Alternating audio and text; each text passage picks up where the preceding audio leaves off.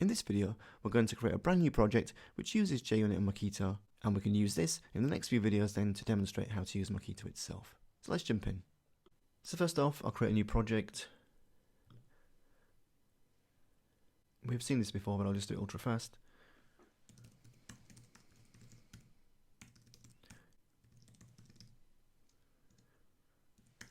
Let's give it a simple group ID and artifact ID. Go to next. Click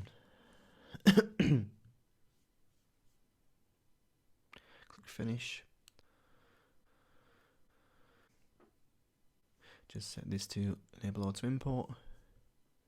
Leap up here.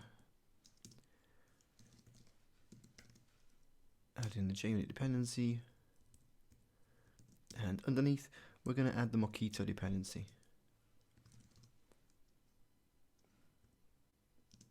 So 330 is fine for now. Just tidy that up. And now if I go across into external libraries, we'll see here that we've got JUnit that we've just included, which has brought in Hamcrest, and we also have Mockito core 330, and some other dependencies it's brought in as well, which are these ByteBuddy ones here and Obgenesis. Those are basically responsible for doing a little bit of bytecode magic behind the scenes, which allows Mockito to do its thing and to be able to create these mock objects programmatically in code, as we'll see. So anyway, so Mockito core is the main library that you want to bring in when you're writing mock object based unit tests with Mockito, and once you've done that you'll be able to access its API. So let's do that now. Let's just go into the project structure, into source, test, Java. We'll just put a package in here. com.java easily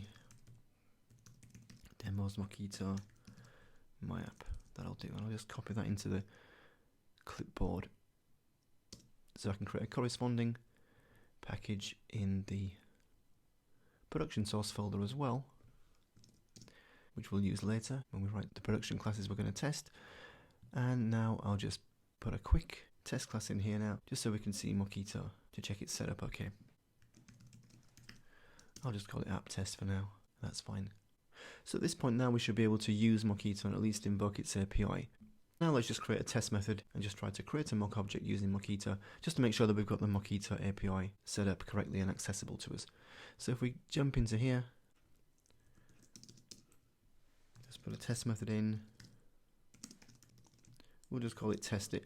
Like I say, the test method is irrelevant now, we're going to delete this anyway. We just want to make sure that we've got Mockito set up okay, and that we can access the API.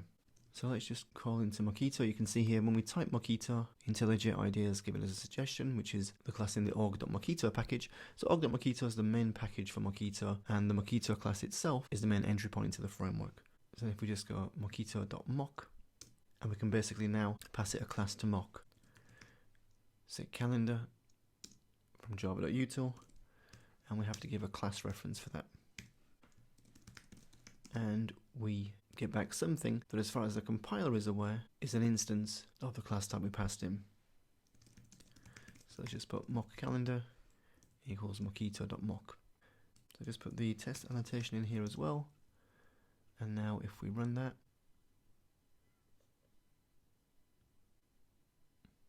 that's fine. And we just put a breakpoint here and we'll just see what we've actually got.